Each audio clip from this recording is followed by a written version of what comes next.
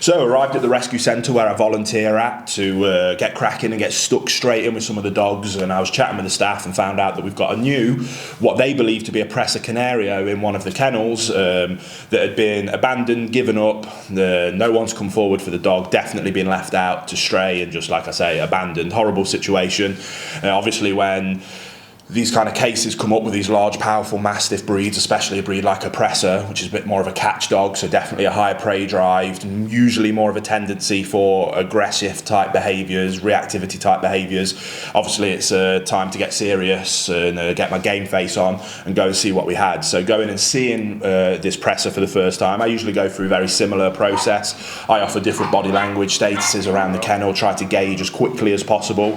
Again, with these kind of situations, if I'm working with a client with their dog, I get as much information as I need about the dog. These cases, it is zero, other than maybe a little bit of experience that the people working at the rescue centre have got about the dog, but we have no history, especially these abandoned stray cases. With the police cases, I know what the dog is there for, whether it was a bite, an attack on a person, it's killed another dog. So I've got a bit of okay, this is what we're going to be working on, but with a breed like this, it's completely unpredictable. So when I'm at the cage, I have to be assessing on the fly, working things out really quickly. So what I'll do is I'll offer lots of different body language situations, always trying to make sure that I'm displaying calm, consistent leadership to the dog, and start that process of, I'm in charge here.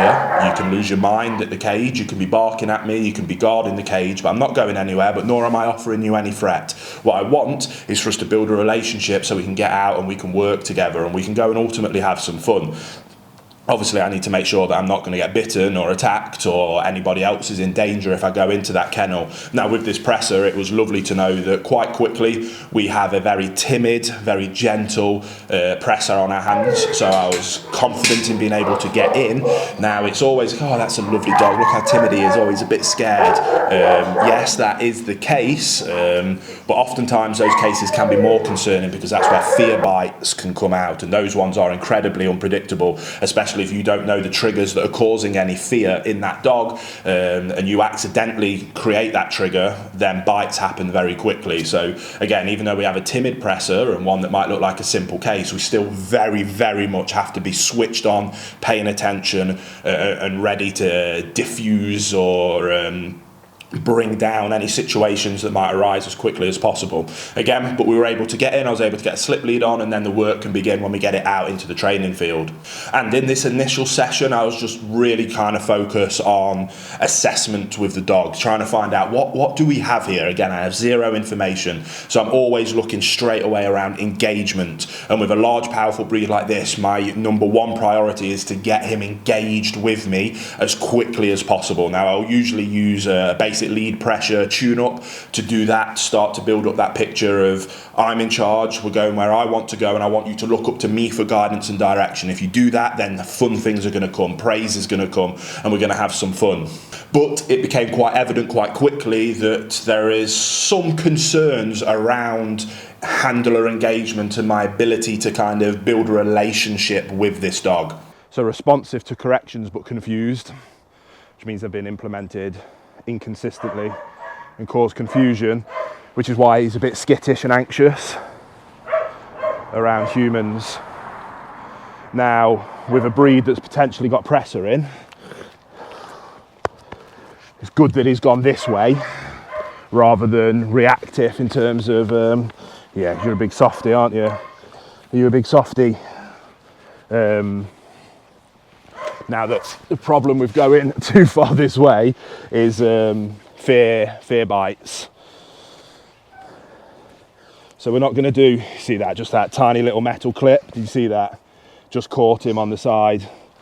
And it confused him, bless him. So he's definitely been knocked around. But again, it's so often the case with these dogs, isn't it? These big boys. You've been handled inconsistently, but you are full of love. So I think plan of action for you, mate, is to do a little bit of tune-up, see if we can get some engagement, which will build a bit of trust. And then if we can build some trust and relationship, I think that'll step our communication up, which then means we'll be able to do some more work on training. So at the end of this initial assessment, it became completely evident to me that we have a very nice Presa mix. It's definitely a mix. I'd be very interested in what you guys think that mix might be. If you want to leave that down in the description box below. I was thinking it might even be something like a Presa and a Labrador maybe, which would be lovely if that was the case, because the Labrador in it might just remove some of those concerns around prey drive and that catch dog mentality from the Presa, which I think is what makes it so biddable and just so friendly and gentle. But we definitely have a wonderful dog on our hands here, and I think that it would be ready to be rehomed very quickly, but I'm definitely going to try and get a few sessions in before so, just to help any potential future owner be able to get off to as good a start as possible, so that this dog can have the best life possible as quickly as possible. Now again, if you think that you can offer that life for this wonderful Presa mix, Sophie at Fenrir Canine Leaders is the email to drop a message to and start that conversation, and she'll talk you through the whole process around how you can rescue and rehome this dog and hopefully give it a wonderful life. And like I say, over the coming weeks I'm going to show some more videos of some of the work that I'm going to be doing around this dog, focusing first and foremost on leadership and relationship,